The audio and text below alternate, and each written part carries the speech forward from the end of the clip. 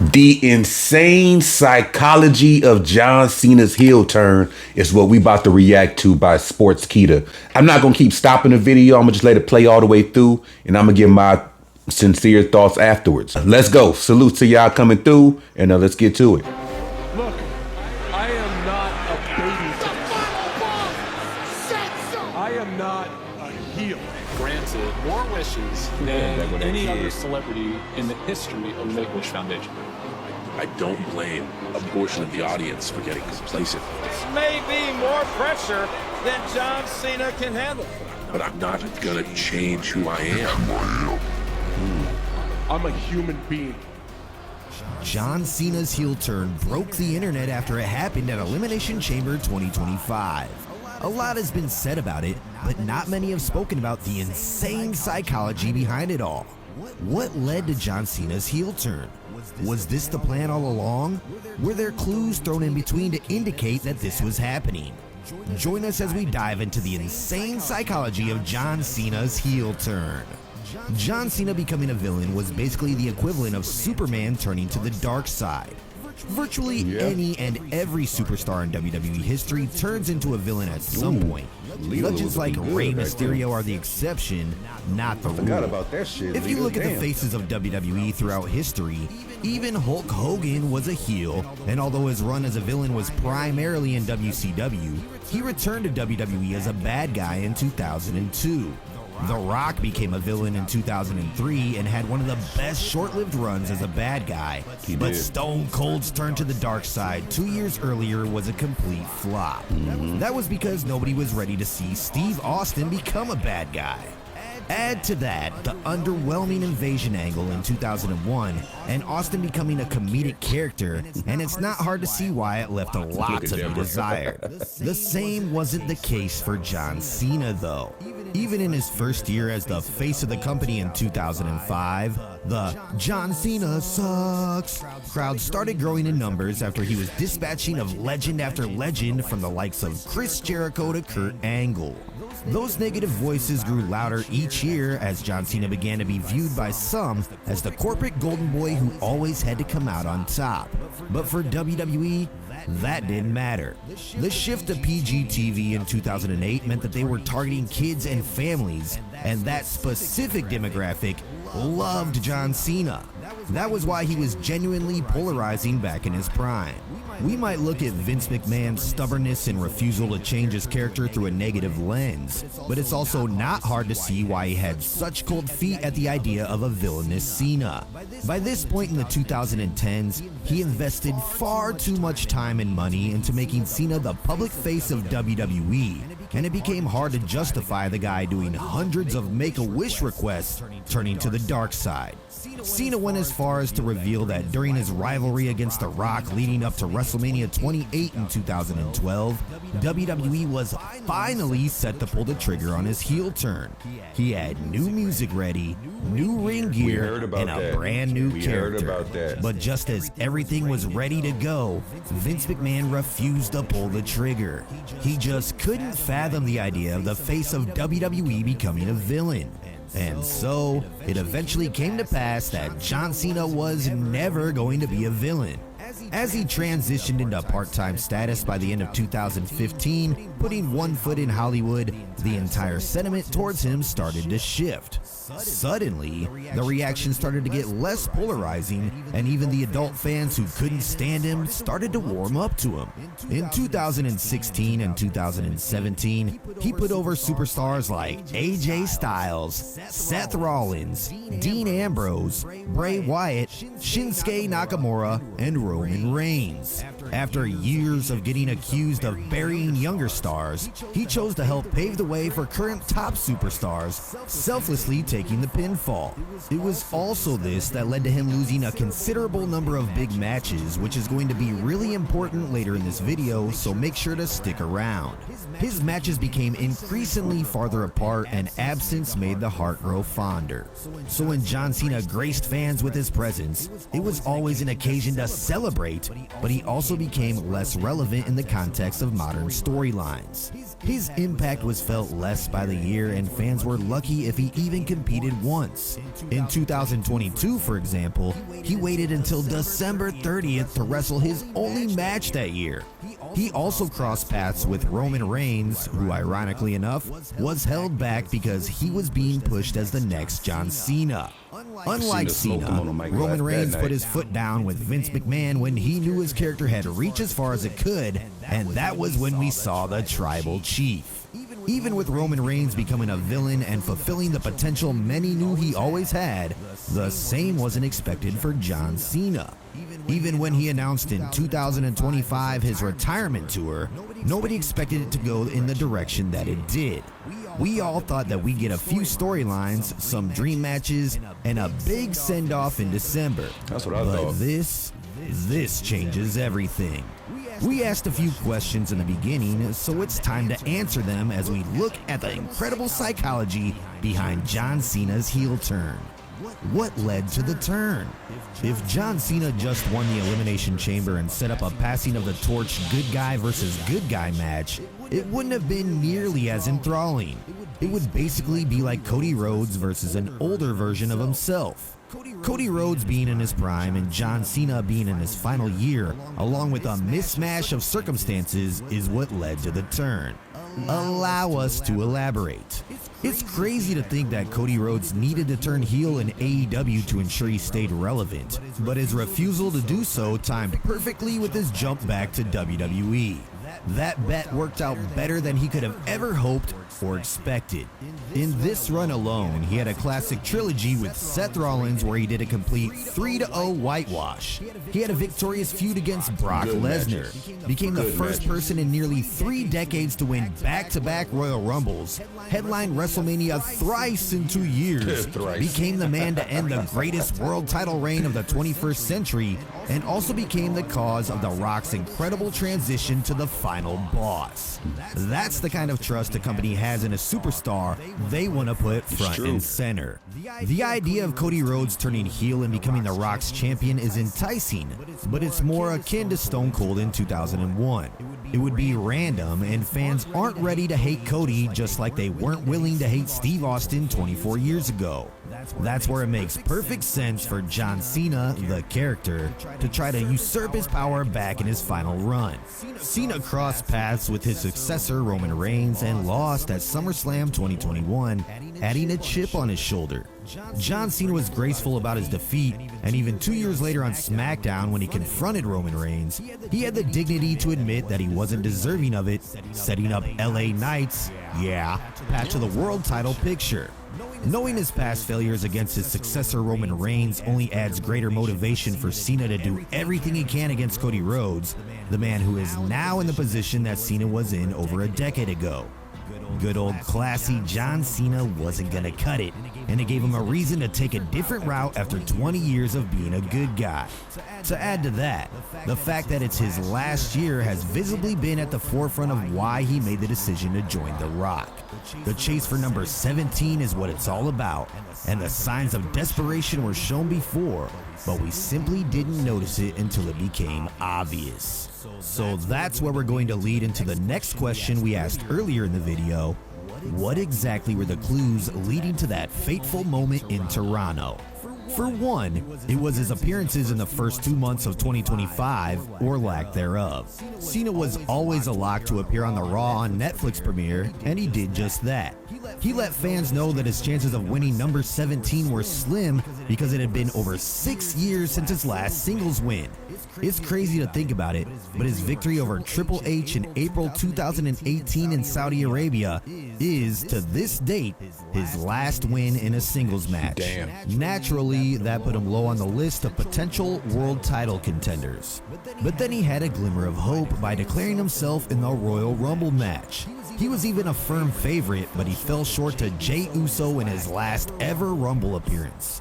Leading up to Elimination Chamber, he made no appearances and just went straight to Toronto while skipping the entire build. It raised some eyebrows as to what the retirement tour was even going to be about, whether it would just be Cena continuing to make sporadic appearances after implying that he was going to be there for most of the year in WWE. But now, we know that it was part of the plan, and Cena was being evasive and borderline entitled enough to not appear for the build to the Rumble or Chamber only seems obvious in hindsight. After he was the runner-up at Royal Rumble, John Cena went to the post-show press conference, and something was visibly different. Rather than entertaining every question, he made a mission statement.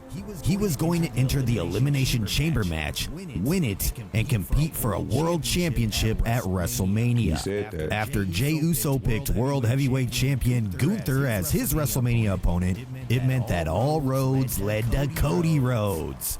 Few people question the fact that John Cena got a free ticket into the Elimination Chamber match, while every other contestant had to qualify for their spot. Heck, even his biggest rival CM Punk admitted that he felt Cena had done enough in the past to get such a big spot. But looking at Cena's win-loss record for over half a decade, it leaves a lot to be desired. It's not the type of record you look at and go, oh yeah, he deserves a shot to be in the main event of WrestleMania. It was his legacy and star power that seemingly got him his spot, or so we thought. Looking back at it now, it's easy to see how The Rock likely used his position as a TKO board member to get Cena a spot in the match, while everyone else had to fight and toil to get that same spot. Even outside of John Cena, there were two instances from TKO and WWE higher-ups that directly teased the moment of Cena's heel turn. In an interview with Pat McAfee, Ari Emanuel, the CEO of TKO, said that some pretty good things are going to happen at the Elimination Chamber. Triple H hyped it up as an industry-changing event, so there just had to be something like this. Another sign was all the way back at Bad Blood 2024. The Rock came out and showed 3 fingers to Cody Rhodes and Roman Reigns, and everybody thought that a triple threat match was going to happen at WrestleMania 41. But when addressing it after the incident at Elimination Chamber, The Rock addressed the backlash and said that everyone thought his gesture at Bad Blood meant nothing. According to the man himself, he's a long-term thinker, and that the 3 fingers he lifted can be traced as an imitation of John Cena's hand gesture. This means that the final boss always had a plan. Some fans have pointed out some even crazier instances that come off as a coincidence, but seem to be anything but that. For example, if you recall the iconic segment on Raw last year where The Rock was beating Cody Rhodes on the roof of the building while it was raining, there was a clear backdrop of a WWE production truck. On that production truck was the face of John Cena. And Stone Cold. We don't blame you if you think that's just a rumored to be little at bit too WrestleMania deep, 41. but you can't deny that it seems like an eerie tease. Heading closer to the event, there were a couple of signs that hinted at John Cena's turn. For one, WWE's promotional poster of the Elimination Chamber showed The Rock, John Cena, and Travis Scott, an all too obvious tease of what was to come. Don't ask us what the psychology of Travis Scott being there was, because we're still trying to make sense of it weeks later. Shit was weird. But what was more interesting was a post that John Cena put out on Instagram on the day of his final Chamber match. As you probably know, Cena is quite a prolific poster on Instagram. Every post of his is an image without any explanation whatsoever, and the same was the case when he posted a photo of Big E. You're probably thinking, but Big E didn't turn heel, Kofi and Xavier did. You'd be right in saying that, but that's not what the meaning of the Instagram post featuring Big E was. It was an image of Big E in late November 2014 when the New Day were getting their start as a team. So the post can really be interpreted as a new day for his character. His posts since turning heel have been a little bit more obvious, but before it happened, he also posted an image of Patrick Bateman from American Psycho on January 1st. That image showed Bateman ripping his mask off, and it can be seen as a direct interpretation of Cena shedding the skin of his old character. Around February 21st, he posted an image of He-Man and his arch-nemesis Skeletor sharing a milkshake, which can be interpreted as him making a deal with the devil, or in this case, The Rock. Exactly a week later, he posted a picture of his Hustle Loyalty Respect hat hung up. Do we need to say more? The last and obvious tease was the finish of the Elimination Chamber match. John Cena and CM Punk hugged it out as they got ready to be the final two contestants, and they showed fans why they were wrestling soulmates. Seth Rollins, who was eliminated, ended up hitting the curb stomp on CM Punk, and as you probably know, this tied in directly to the finish. It wasn't just the fact that Cena was so quick to take advantage. Just look at how he applied the STF on CM Punk. For all those years, it looked like he hardly had it on. But this time, very intentionally, he had his entire arm wrapped around CM Punk's neck in what was a brutal but guaranteed way to secure his victory. The John Cena of old would have undoubtedly waited for CM Punk to fully recover so he could give him a fair shot at earning the WrestleMania spot. But this new, desperate John Cena took the first opportunity he could, won his final Elimination Chamber match, and secured his spot against Cody Rhodes in the main event of WrestleMania. His final WrestleMania, and possibly his final opportunity at winning world title number 17. To be able to do it as a villain would be nothing short of crazy. To add to the pressure, his last singles win, as we mentioned earlier, came in late April 2018, April 27th to be exact. Assuming he faces Cody Rhodes on night 2, which is April 20th this year, it means that he'll be 1 week shy of his last singles win. So imagine how insane it would be if he broke that streak and picked up his record-breaking world title while at it. This is something that was years in the making, and it made sense to pull the trigger on it and add some spice to his final year. The pressure of doing those Make-A-Wish requests is now gone and will be in the hands of somebody like Cody Rhodes. To answer another question we asked earlier, was this the plan all along? We're gonna take a safe bet and say no. Obviously, it's just speculation from our side, so you can take it with a grain of salt. But we can't help but feel that the ever-changing plans of The Rock have something to do with how things have turned out. There was even a rumor from the Wrestling Observer that The Rock's personal first pick was Cody Rhodes, and that after the powers that be convinced him that Cody needs to remain a hero, John Cena was the second choice. Ironically, it was presented that way in the storyline too, but the desperation of John Cena brought out an incredible side that was just waiting to come out for years. The question for WWE is now, do you give Cody Rhodes that definitive victory, or do you have John Cena win world title number 17 as a villain? It's going to be incredible to see where this journey takes us. We expect that John Cena is going to be a methodical and psychologically thrilling character to do a deep dive on, but we're going to have to wait and see where it goes and how it goes. It certainly wouldn't be surprising to see him have a redemption arc later this year where he retires as a hero, but we don't want to get too far ahead of ourselves. Did we miss any clues? I think his losing streak was setting himself up for a heel turn, because we all know John Cena as winning all the fucking time. Like from, I want to say since he became Super Cena, he's been winning everything. I should know. I watched him win everything. My favorite Ruthless Aggression era wrestler was Randy Orton. So I used to watch John Cena up close and personal all the time with the feud against Randy Orton. And I had to sit there and watch Randy Orton lose damn near every time. Okay, or hear about it. So it's like to go from that to just suddenly losing, not winning a match in 8 years? It's crazy. And I think that not only was it, giving fans a chance to see Cena from another side, going from winning all the time to losing all the time. I think it was at the same time building up to this moment. That's the part I don't agree with Sports Keto on, unless he was talking about as a whole. But I'm talking about since the losing streak, I think they was building up from that because, WWE and this long-term storytelling, I mean, it happens. I mean, look at the Bloodline situation. That's been going on for 4, 5, 6 years already. So I think it's possible with John Cena. He had to turn around. He had to, show desperation. And he joined forces with somebody who can help him get wins and get him what he wants as the 17th-time world champion.